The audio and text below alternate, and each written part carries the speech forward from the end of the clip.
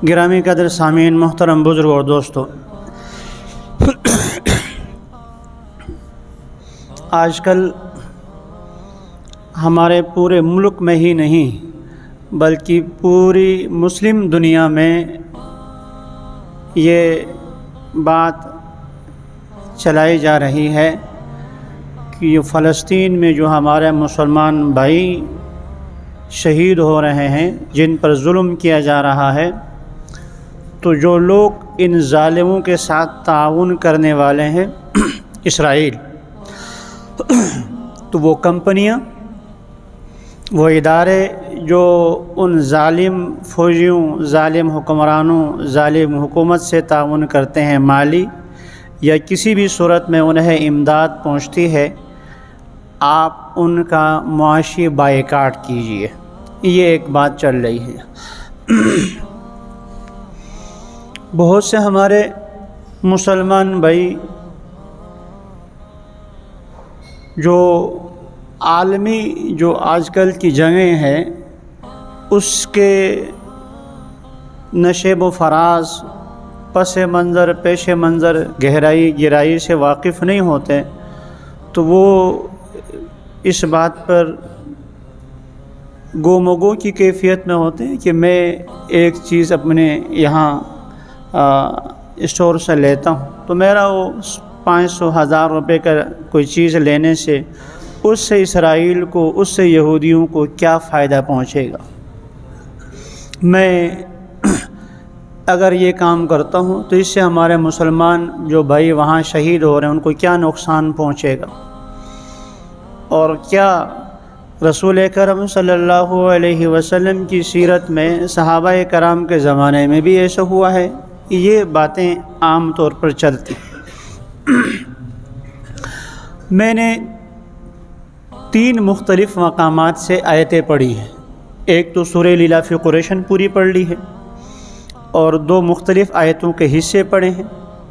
اور ایک ابو داؤد شریف کی حدیث پڑھی ہے۔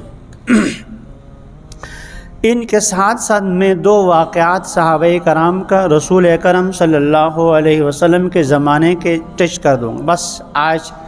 ہمارا موضوع یہی ہوگا کہ اس سے آپ اندازہ لگائیں گے کہ معاشی قوت جنگ میں کتنی اہمیت رکھتی ہے، اور رسول اکرم صلی اللہ علیہ وسلم کی سیرت میں اس کے واقعات بالکل واضح کیسے موجود ہیں۔ پہلے تو جو میں نے سورہ لیلاف قریش پڑھی ہے، آپ کے علم میں ہے کہ رسول اکرم صلی اللہ علیہ وسلم مکہ مکرمہ میں پیدا ہوا۔ آپ نبی تو سارے عالم کے لیے ہیں، قیامت تک کے لیے ہیں، لیکن جو آپ کا مسکن ہے، جائے پیدائش ہے، وہ مکہ مکرمہ ہے، اور حضرت صلی اللہ علیہ وسلم نبوت ملنے تک وہیں رہے، اس کے بعد بھی 13 سال وہیں رہے۔ تو اولین مخاطب قرآن مجید کے، رسول اکرم صلی اللہ علیہ وسلم کی دعوت کے اولین مخاطب مکے والے، قریش والے۔ تو قرآن مجید میں یہ جو صورت میں نے آپ کے سامنے پڑھی ہیں، انہیں توحید کی جو دعوت دی جا رہی ہے،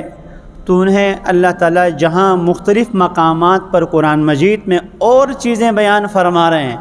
خصوصیت کے ساتھ اس صورت میں انہیں یہ بیان کیا گیا،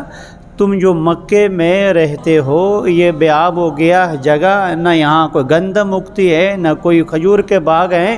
یہاں تمہارا گزر بسر جو ہوتا ہے وہ تو تجارت شام اور یمن کی طرف سے، تو وہ ہم نے مامون بنا دیا ہے، تمہارے سفری راستے جو ہے بالکل امن سے ہیں۔ تو یہ اللہ تعالیٰ نے انہیں بطور احسان کے بتلا لیے، ایلاف قریش ایلافہم رحلۃ الشتاء والصیف۔ تو یہ احسان جتلا کر اللہ فرماتے فَلْيَعْبُدُوا رَبَّ هَذَا الْبَيْتِ، اس بیت اللہ کے رب کی عبادت کرو۔ تو معاشی سہولیات یہ اتنی اہم ہے، اللہ تعالیٰ نے جہاں توحید کی دعوت دی ہے اس کے لیے بطور احسان کے ایک چیز یہ بیان فرمایا۔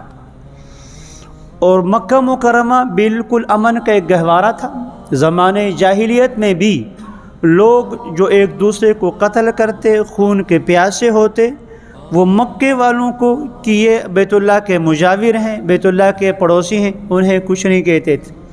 حتیٰ کہ جو ہے وہ بیت اللہ کی طرف جو اپنے جانور لے کے جاتے، قربانی کے ہدی جانور کہلاتے ہیں، ان کا یہاں پٹکا ڈالا جاتا تھا، یہ علامت ہوتی تھی یہ قربانی کا جانور، اس کو بھی کچھ بھی نہیں کہتے۔